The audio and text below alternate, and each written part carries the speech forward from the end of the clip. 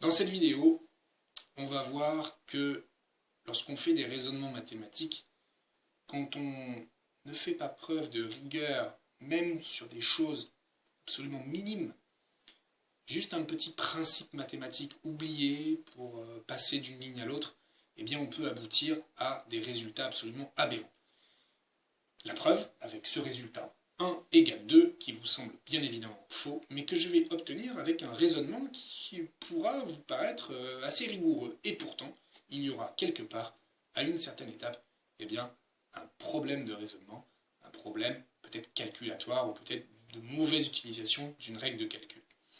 Alors, c'est parti.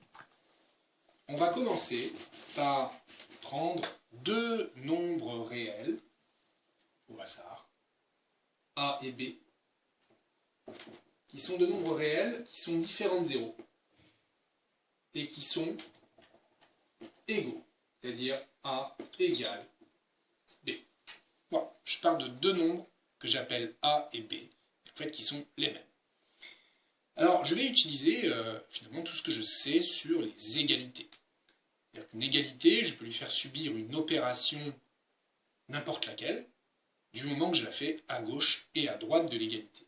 Première opération que je vais faire, c'est de multiplier par A, à gauche et à droite, de mon égalité. J'ai le droit de le faire, pas de problème, puisque je le fais à gauche et à droite. J'obtiens donc A carré égale BA, ou AB, A fois B. Deuxième étape de mon calcul, je vais retrancher B carré. Des deux côtés de mon égalité, pareil, donc pas de problème. A carré moins B carré égale AB moins B carré. Alors j'en suis là, et puis ça doit vous rappeler de bons souvenirs de factorisation, parce que ce que j'ai envie de faire, bien sûr, quand je vois une chose pareille, eh bien, c'est à gauche, pour factoriser, d'utiliser une identité remarquable, différence de 2 carrés, A carré moins B carré est égal au produit de A plus B par A moins B. Et à droite, ce n'est pas une identité remarquable que je vais utiliser pour factoriser ça. Je vois que j'ai un facteur commun qui est B. Donc si je factorise par B, facteur commun, à gauche il me reste A, et à droite il me reste B. Pas de problème. Pour vérifier ma factorisation, je peux redévelopper dans ma tête en B fois A, c'est-à-dire AB, moins B fois B, c'est-à-dire moins B carré. Le passage de là à là, ce n'est pas une opération, c'est juste le fait d'avoir factorisé à gauche de l'égalité et puis à droite de l'égalité. Qu'est-ce que je constate finalement? Je constate que j'ai la même chose ici et ici. Alors je vais peut-être pouvoir réduire, supprimer. Par quelle opération je pourrais faire ça? Comme ici, entre ces deux parenthèses, j'ai un fois, et qu'ici j'ai un fois, eh bien l'opération qui me permet de virer, ce qui m'embête un petit peu ici, ce A moins B qui apparaît à gauche et à droite, ça va être la division. Je vais ici diviser par A moins B. Et là, je vais diviser par A moins B, encore une fois, j'ai complètement le droit parce que je le fais des deux côtés de mon égalité. J'obtiens donc A plus B égale B.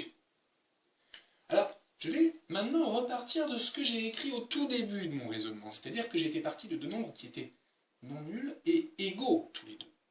Donc je sais que j'ai A égale B, ce qui veut dire que ce A qui est ici, là, eh bien, je peux tout simplement le remplacer par B, puisque on est parti de A égale B. Donc A, je le remplace par B, et j'obtiens B plus B égale B. B plus B, factorisation par B, B facteur de 1 plus 1, ça fait 2B. Des B, j'en ai 2.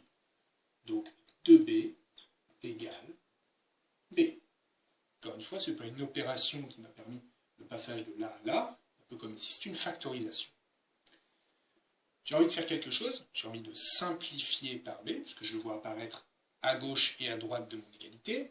Alors, je cherche l'opération convenable qui me permettra de faire ça, et bien évidemment, ça va être un peu comme ici, la division par B. Division par B, parce qu'entre le 2 et le B, il y a un fois. Ici, entre le B et le rien du tout, en fait, il y a un fois 1.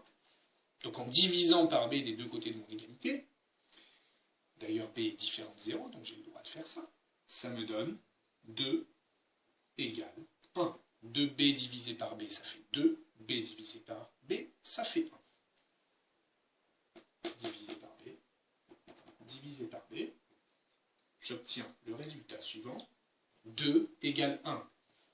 Je pense que chaque ligne ici de ce raisonnement est correcte, à moins que peut-être une petite nuance, une petite subtilité de l'utilisation d'un principe mathématique m'ait échappé.